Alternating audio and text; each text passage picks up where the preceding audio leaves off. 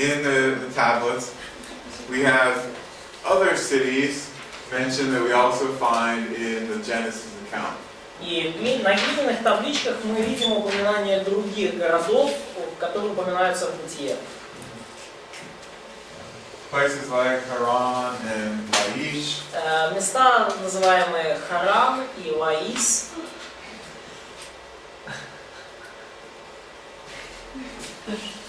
Places like Salem, which later becomes Jerusalem. Места такие как Салем, который позже становится Иерусалимом. And different cities in Canaan. И различные города Ханаана. So we see the patriarchs visit Мы видим, как патриархи посещают Сихем, all these cities. Лаис, Салим и так далее. In Все fact, эти города. in Genesis, Jerusalem is called Salem. И в книге Бытие Иерусалим назван Салемом. That was the earlier name for the city. И это было раннее имя для города. Yes. So, Melchizedek came from Salem. Yeah, Melchizedek, king of Salem, right? Да. Melchizedek А был вопрос царем по этому Салема. Мелхиседеку. Он был реальный человек или некоторые считают, что это типа предвоплощение Христа? So, question on Melchizedek, was it a real person or was it a kind of pre-incarnation of Christ? I think it was a real person. Я думаю, что это был реальный человек. You know, priesthood of Melchizedek. The way he's talked about Священство in Мелхиседека. Psalms and in Hebrews seems to make it sound like it was another person. И то, как о нем говорится в псалмах и посланиях к евреям, похоже, что речь идет о каком-то другом реальном человеке. But he was a foreshadowing of Jesus in terms of a priest-king. Но он был предтечей, предвосхищением Иисуса как царя и священника.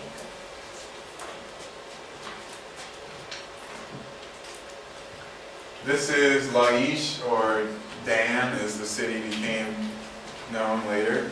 И это город Лаис, который позже станет известен как Дан. А как это известно, что именно Дан назывался раньше Лаис? When do we know from that Dan previous name was Laish? We know it from the Bible, and we also know it from other documents. Мы это знаем из Библии, но также мы это знаем из других ранних документов. Okay, so it's called Laish in Judges tells us that it was earlier called Laish and then became known as Dan. Книга Судей говорит нам о том, что Дан раньше назывался Лаис. Judges 18:7, for example, Например, Судей 18:7 calls it Laish. говорит, эти пятеро ушли и пришли в Лаис. And then in verse 29 of 18, И в стихе 20, это в 7 стихе, а в 21 стихе, says they called the name of the city Dan. The city formerly was Laish. chapter 21. 18 verse 29. Да, и в 29 стихе сказано, что они назвали его Дан в честь своего предка Дана, который родился у Израиля, хотя прежде город назывался Лаис. 18:29 Судей. So this is the gate of the city from the Middle Bronze Age. И это городские ворота, ворота города среднего бронзового века. This one was constructed just a little after the time of Abraham.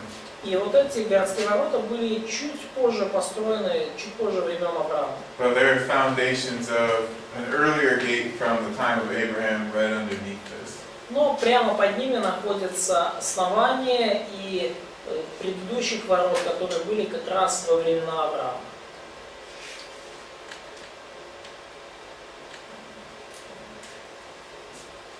We may also have Sodom and Gomorrah and some of these other cities mentioned in the Ebla tablets. И также у нас на табличках Эвы упомянуты города, такие как Содом и Гоморра.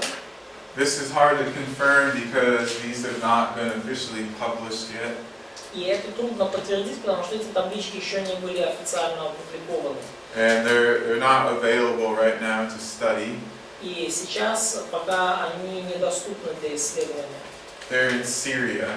Они находятся в Сирии. And even before the war, the government didn't want people to study them or wasn't letting other people study them. И даже до того, как началась война, правительство не хотело, чтобы эти таблички исследовали, и она не допускала ученых к исследованию этих табличек.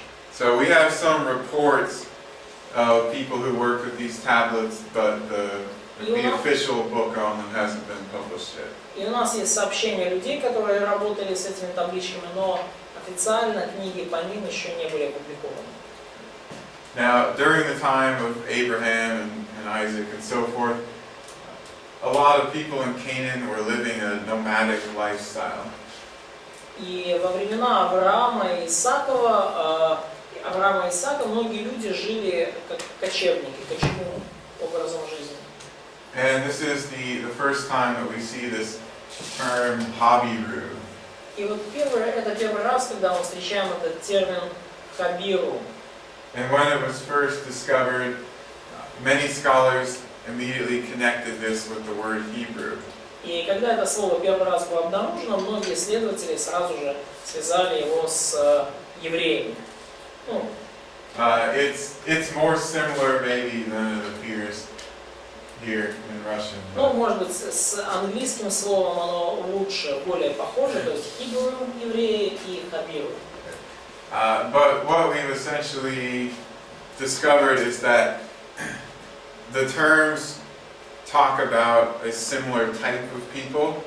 Но что было обнаружено, что термин говорит об одном и том же типе людей. That is sort of people who live outside of the normal society. То есть люди, этим термином обозначали людей, живущих вне обычного нормального общества. But they're not equivalent terms. Но это They're not the same.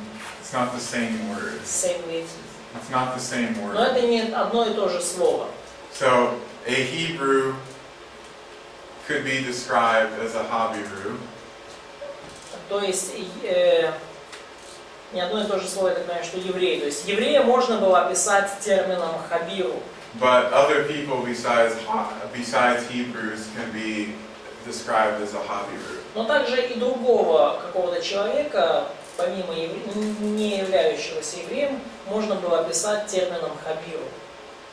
There are other ethnic groups that were described also with this word Habiru. И были также другие народности, которые описывались термином хабиру. But they're similar to the patriarchs in that they're sort of living outside of regular society. Но они похожи на патриархов в том, что они жили вне обычного общества. Yes. А с чем связано название евреи? So what's в смысле, как оно произошло? Да. So when did name of Hebrews came from? Well, the first time we see it used is in Abraham's life. И первый раз мы видим вот именно термин евреи упомянут в связи с жизнью Авраама. And there's some debate over its exact meaning or origin. И есть споры по поводу того, But в буквальном ли смысле оно упомянуто. it seems to be related to the verb meaning to cross over. Но похоже, что слово это связано с глаголом переходить через. So maybe crossing over the river or coming into a new area. То есть, может быть, переходить через реку и на новую территорию. So it has a little bit different meaning than the word Habiru. То есть у этого слова, от которого предположительно прошло слово еврей, чуть-чуть другое значение, чем у слова хабиру. Which essentially means societal outcast. Но по сути своей оно значит также изгоя в обществе.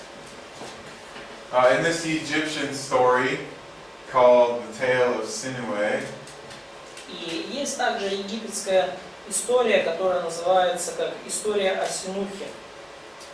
We have the life of a person described who lives like Abraham. И описана история жизни человека, который жил подобно Аврааму. And to some extent Job.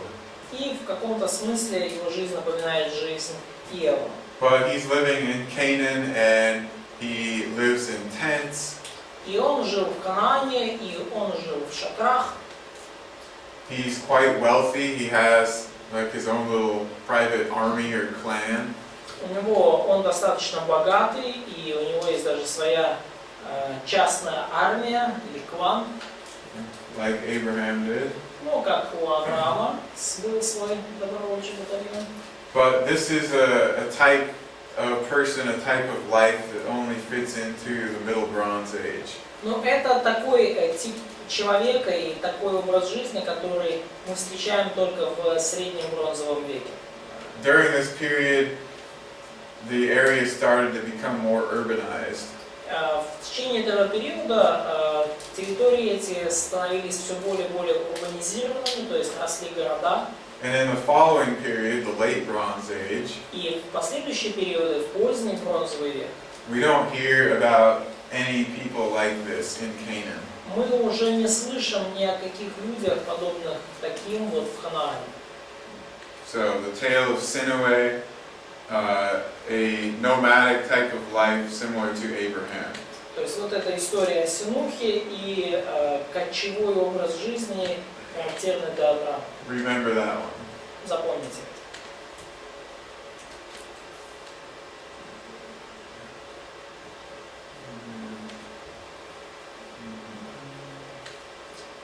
All right.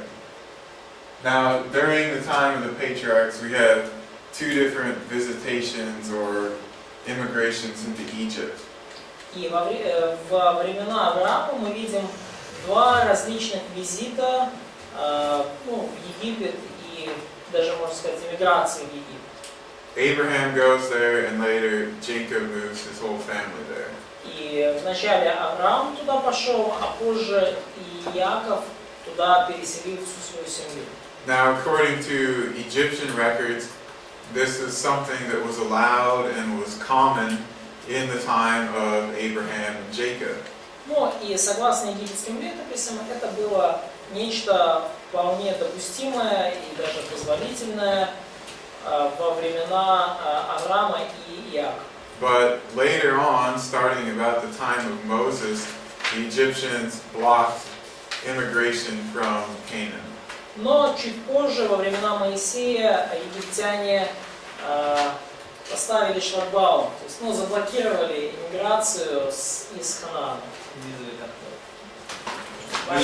This is a wall painting from a place called Beni Hassan in Egypt. Это настенная роспись из города Бени-Хассан в Египте.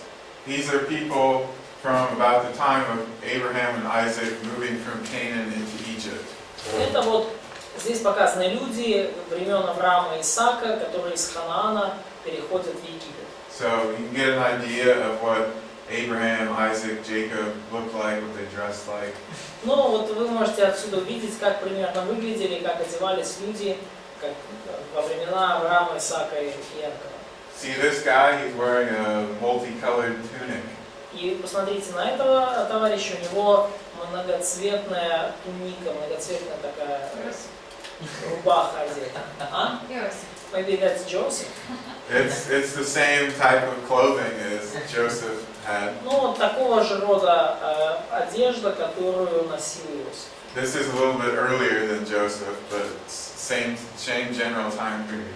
Но это чуть-чуть раньше нарисовано, чем же Иосиф, но примерно тот же исторический промежуток. So this was a group of people from Canaan, 37 people. И вот это была группа людей из Ханаана, 37 людей. If we looked at farther on in the wall painting, you would see women and children also. И если вы чуть-чуть дальше там увидите картину, там увидите также женщин и детей. And they migrated into the middle part of Egypt. И они эмигрировали в среднюю область Египта, в средний.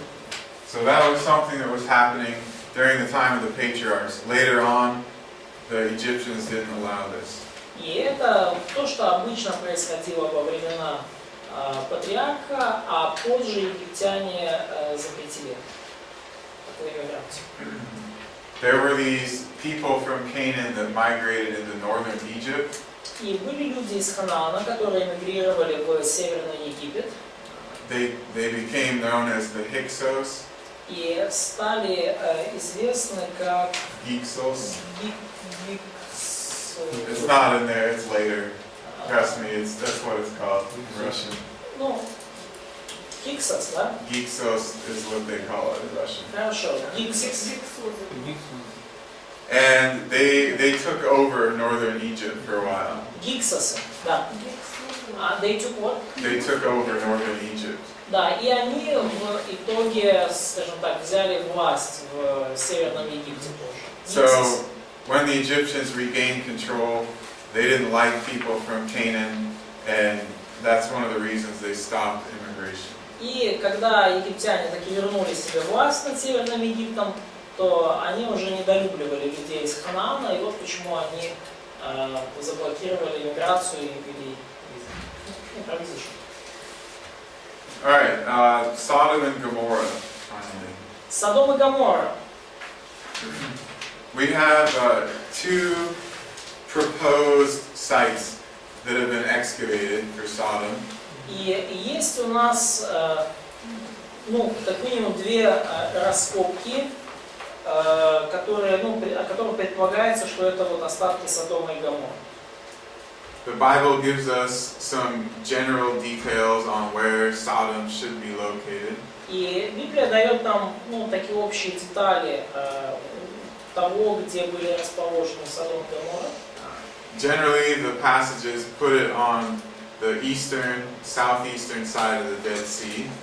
И обычно, скажем, эти города помещаются где-то в восточной, юго-восточной части Мертвого моря. Ну, восточный и юго-восточный берег Мертвого моря. This early map places the city of Zoar on the southeastern side of the Dead Sea. И вот эта древняя карта помещает город Зора на southeastern, то есть на юго-восточной части Мертвого моря. And Zoar or Bela, it was the only one of the 5 cities that wasn't destroyed. И Зора это был один из 5 городов, который не был уничтожен вместе с Содомом и Гоморрой. So it survived into later times. То есть этот город, в отличие от остальных 4, он уцелел. Now one ancient site near this area is called Babedra. И еще один город, so that's another site, yes? Yeah. Да, еще один предполагаемый город это Баб-эдх-Дара. Let's see.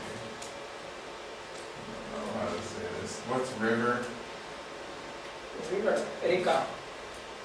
Река. Can you write it in the correct case and everything?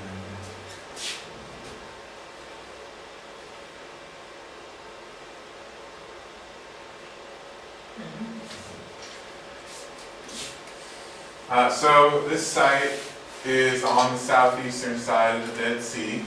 И вот эта раскопка на также на юго-восточной части Мертвого моря.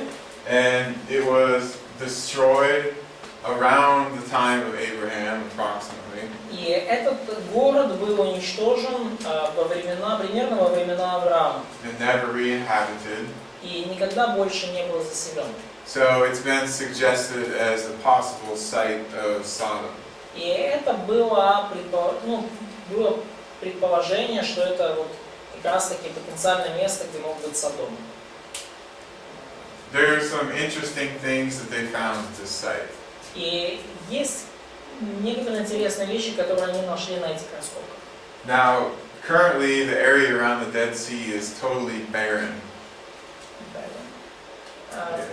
It's lifeless, there's no plant growth. Вообще в целом территория вокруг Мертвого моря, она совершенно безжизненная, то есть там, ничего не растет и не живет. But when people lived in this city, Но когда люди жили в этом городе, the remains show that there was a lot of farming going on, agriculture. остатки показывают, что очень много там происходило фермерства и развито было сельское хозяйство. So there was a drastic change in the region. То есть в этом регионе каким-то образом произошла очень резкая радикальная перемена. This was also a large fortified city like Sodom is described as. И этот город был также очень укрепленный, была крепость, стены, фортификация, и так же, как описан Содом. And there are a few other cities near it that were also destroyed or abandoned at the same time. И есть несколько городов рядом, которые также были разрушены и покинуты в то же самое время. And then finally, when they were excavating the cemetery, they found something very interesting. И когда они раскопали кладбище, они там нашли кое-что очень интересное. They buried some of their people in these structures called charnel houses. Они хоронили своих людей в... We'll just call them burial houses, something like that. Да, в таких целых, как гробницах как дома целые. It's kind of like a above ground tomb that they constructed, but То it's есть small. определенно это как дома-гробницы, как похожие на пещеры, только меньше. And when they were excavating them, they noticed that on the inside there were all these signs of burning. И они обнаружили, когда сделали раскопки, что внутри этих гробниц были знаки пожара. So they thought that the people were cleaning out the tombs by burning it and then putting a new person in there. И таким образом они решили, что, возможно, гробницы очищались через сжигание, сжигание изнутри, и потом там хранили другого человека. But as they continued excavating, Это была первая версия. they discovered something else. Но когда они продолжили раскопки, то они обнаружили кое-что еще. The fire started on the roof and burned through into the interior. Что огонь начался с крыши, и потом он проник внутрь гробницы и сжег все, что там внутри находилось. So if this were Sodom, then this would be like the fire coming down, starting a fire on the roof, burning through. Ну и если это было какое-то место подобное Содому, туда, то есть огонь пришел сверху, прожег верх вот этого как дома гробницы и пошел внутрь, и там все тоже сжег. No. I would say the major problem with this site is the date of its destruction. И я бы сказал, что самая большая проблема с этой раскопкой – это дата ее разрушения. It seems to be just a little bit earlier than the time of Abraham. И кажется, что оно чуть-чуть раньше времен Авраама. But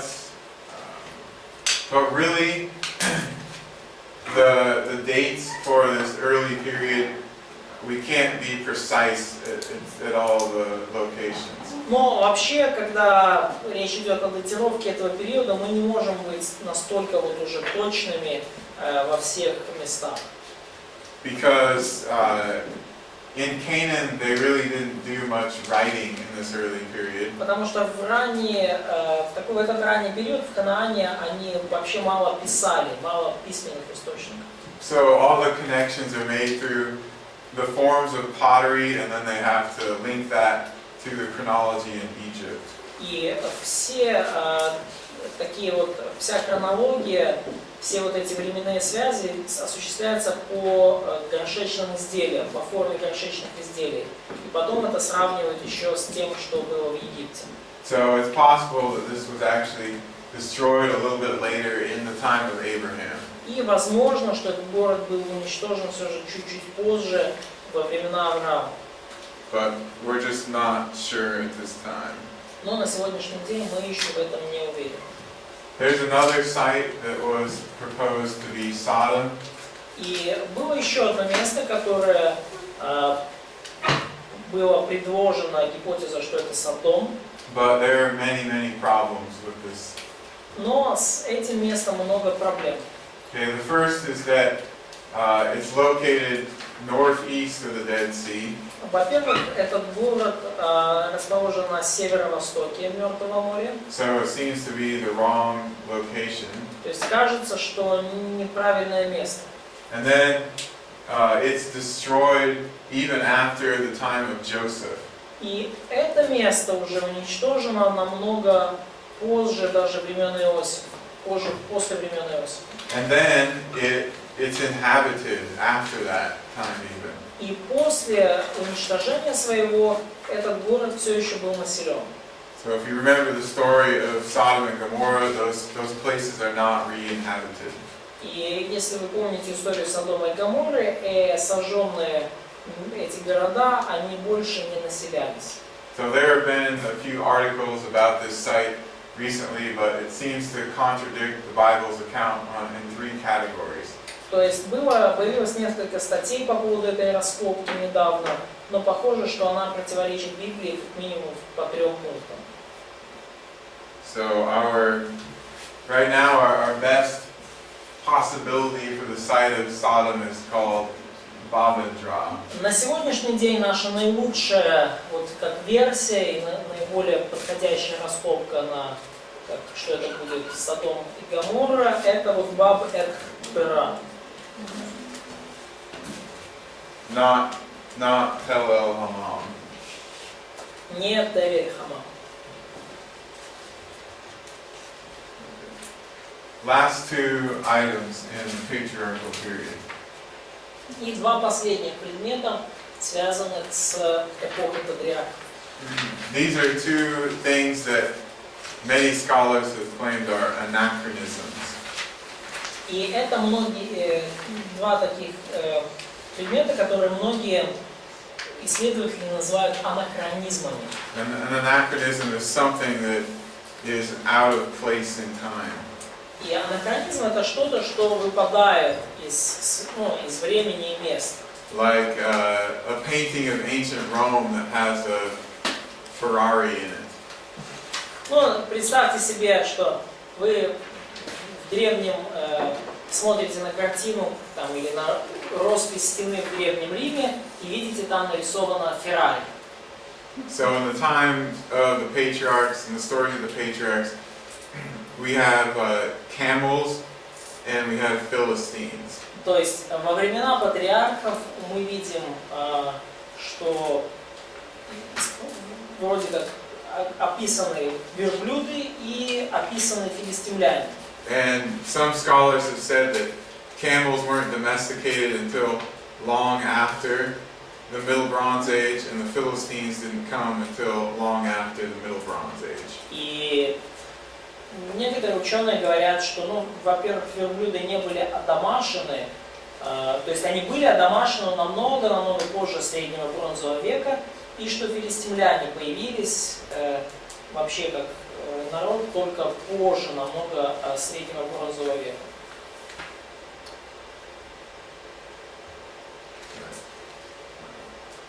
Many scholars would say something like camels weren't domesticated until around the time of David or Solomon, 1000 BC.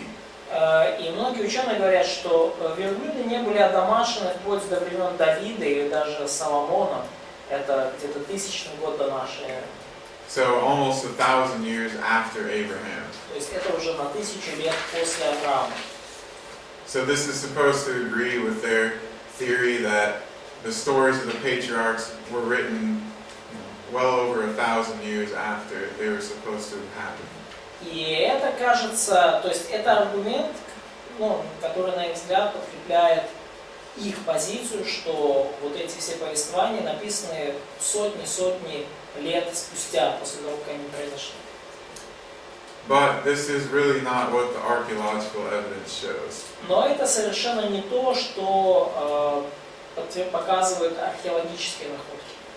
Here we have a guy riding on a camel, an Aramean. И здесь мы видим вот арамейца, который едет на верблюде.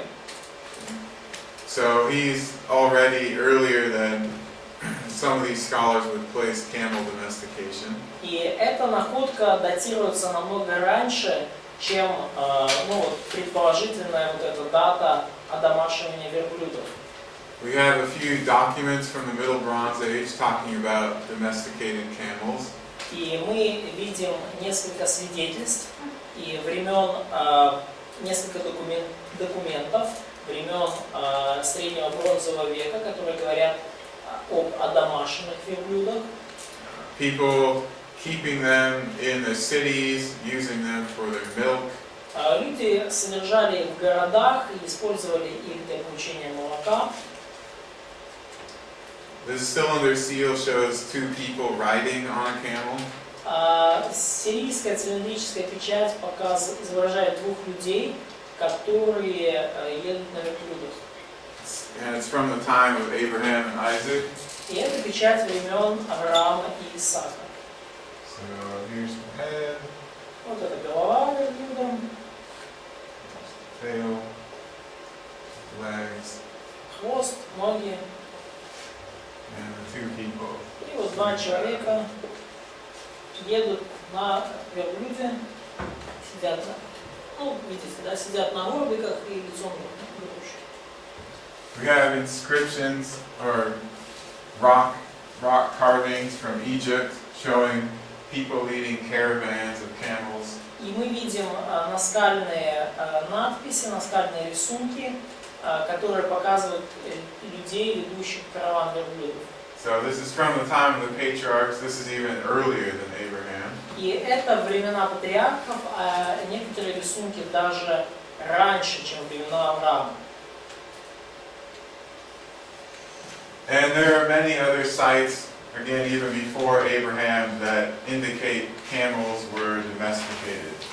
И есть много других знаков и доказательств того, что верблюды были одомашены даже намного раньше Авраама. And in fact, if you talk to archaeologists who work in places like Saudi Arabia or Iran or oftentimes even Egypt, they'll tell you camels were domesticated before 2000 BC. И если вы поговорите с археологами, которые работали там, в Саудовской Аравии, в Ираке, на Ближнем Востоке, то они вам скажут, что... не на Ближнем, в Египте, то они вам скажут, что верблюды были одомашены намного раньше, не позже 2000 года до нашей эры. But people working with material more closely related to the Bible, they're the ones who are often saying, no, camels weren't domesticated until after the time of Solomon. Но люди, которые работают с материалами библейскими и которые...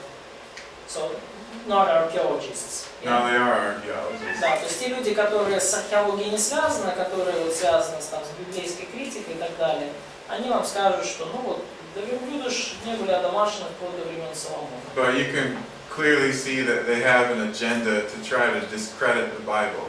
Но вы ясно видите, что на самом деле их задачей является, и планом их является дискредитировать Библию. Because what they're claiming totally contradicts all the evidence and even other secular archaeologists. Ну, потому что то, что они говорят, противоречит другим заявлениям, которые делают даже археологи светские. We have a similar situation with the Philistines here. Мы также, у нас есть несколько свидетельств о филистимлянах. So, like camels, they're also mentioned in Genesis. И как подобно верблюдам, филистимляне также упомянуты в книге Бытие. Now, most of our references to the Philistines come from late in the time of the Judges or around Saul and David. А большинство наших свидетельств о филистимлянах, они уже относятся к временам судей или даже к временам Давида и Саула. Вопрос, насчет дискредитаторов, вот этих критиканов Библии. The question about these discreditators and Bible critics. Если даже светские археологи приводят доказательства, что смысл дискредитировать, на чем они основываются, свою точку отстаивая? Even if the secular archaeologists shows the evidence of these camels, so what they base their conclusions on? So why they are doing this? They want things to be like that. Они хотят, чтобы было So так. they're ignoring a lot of the evidence. Потому, на самом деле, нету свидетельств того, нету достаточно доказательств того, что они утверждают. There was an article recently that came out about the date of camel domestication. Недавно вышла статья на тему даты одомашивания верблюдов. And they said that excavations at their site indicated camels were domesticated after the time of Solomon, basically. И они говорят, что, согласно этим раскопкам, верблюды были одомашены уже после времен Соломона. Just because they didn't find evidence of earlier camel domestication at one particular site.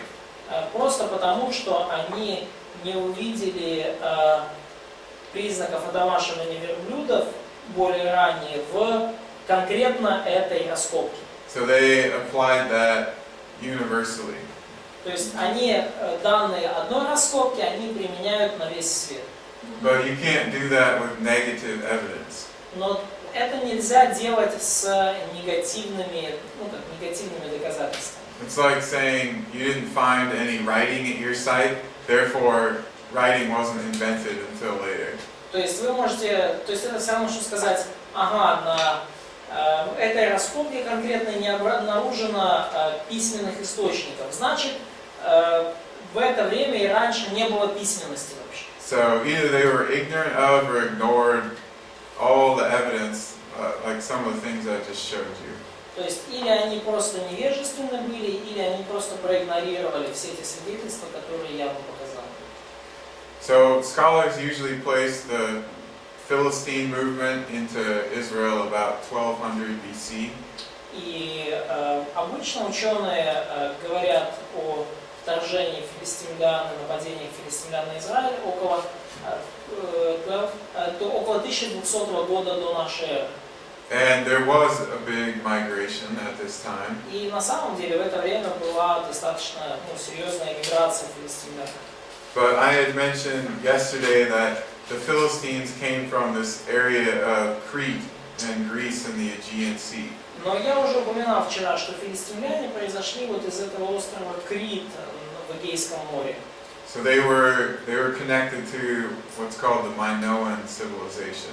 И они были связаны с так называемой минойской цивилизацией. For example, we have this artifact called the Phaistos disc. И, например, у нас есть такой артефакт, как фестский диск. Not frisbee. It's from Crete Он and с острова Крит. from the Middle Bronze Age. Он датируется средним бронзовым веком, 1600 год. And there's a particular character that is very prevalent on this disc. И есть определенный символ, который часто встречается на этом диске. Okay, it's this guy wearing a headdress, sort of like a mohawk. Это вот товарищ со шлемом на голове. Okay, С таким вот шлемом, с ирокезом, да?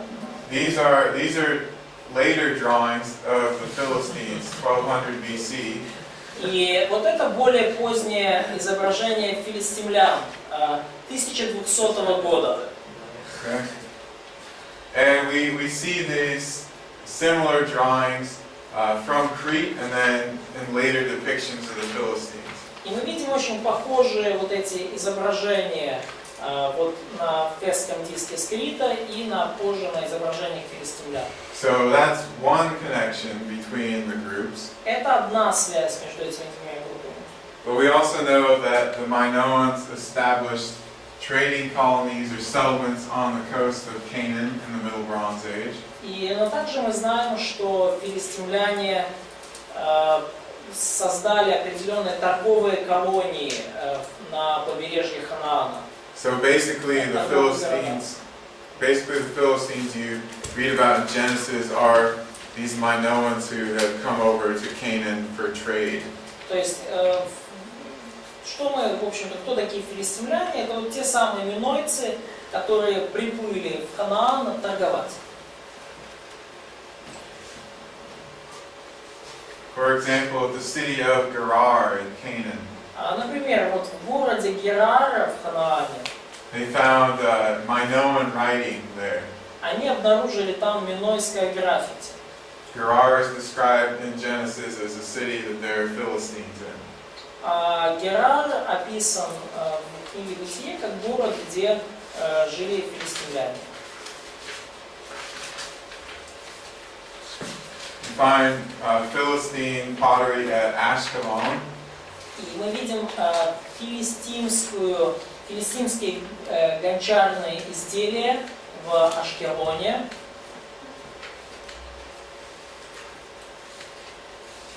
You find Philistine artifacts like these frescoes, wall paintings, at a site on the northern coast of Canaan.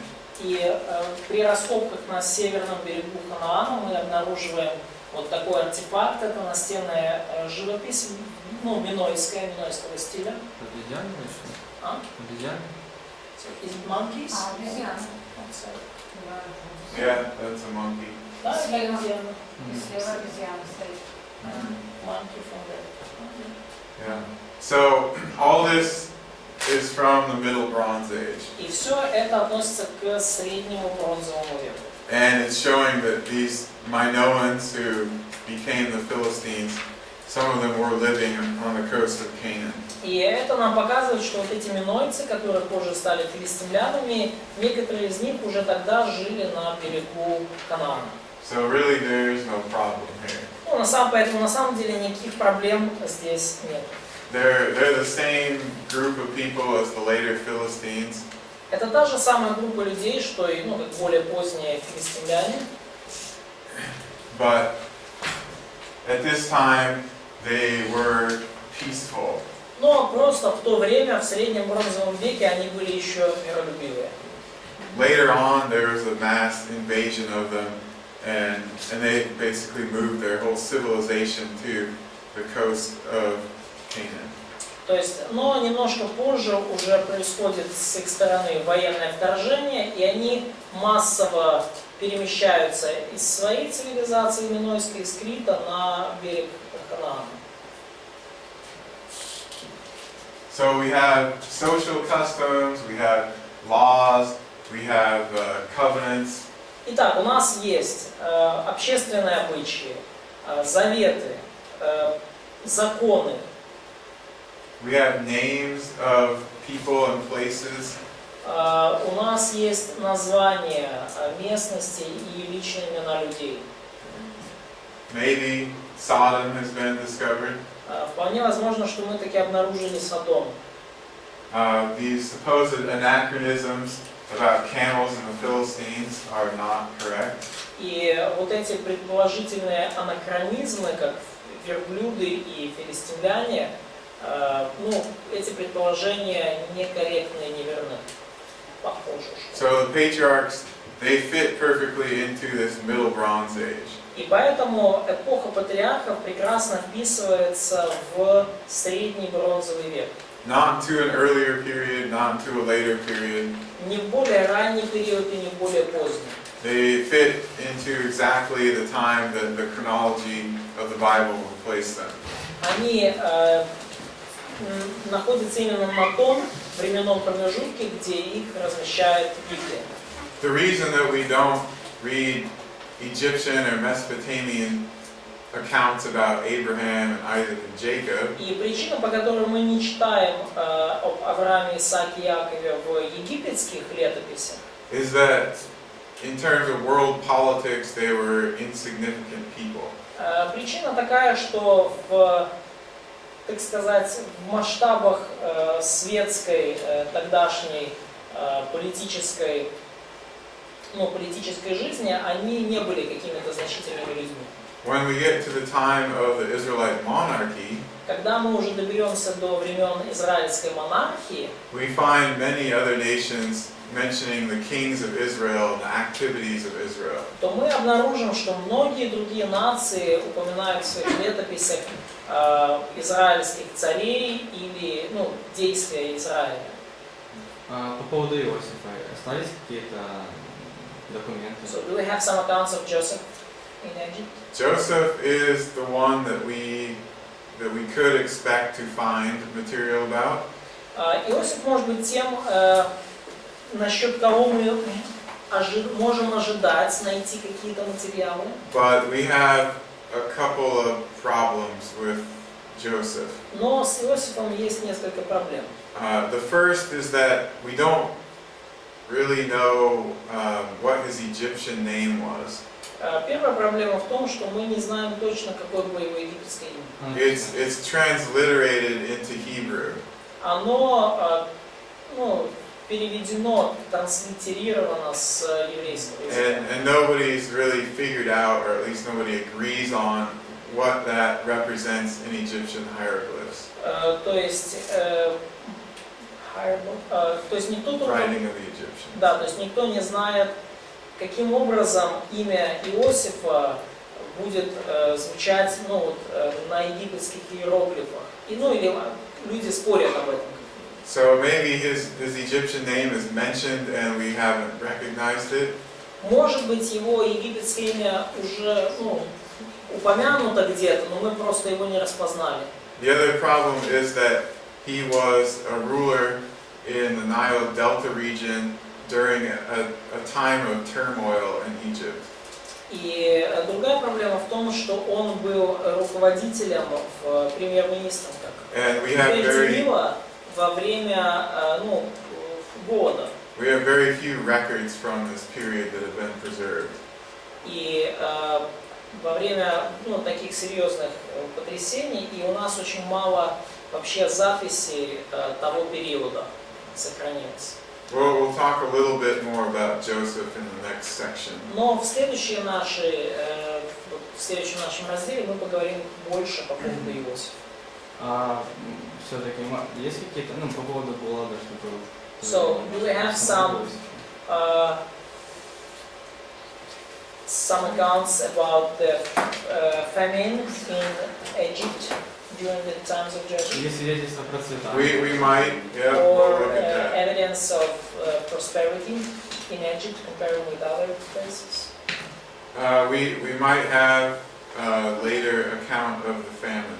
Yes. Возможно, у нас, мы видим дальше какие-то более поздние свидетельства повествования о голоде. We'll look at that tomorrow. Мы это завтра увидим. Any other questions? Есть ли другие вопросы?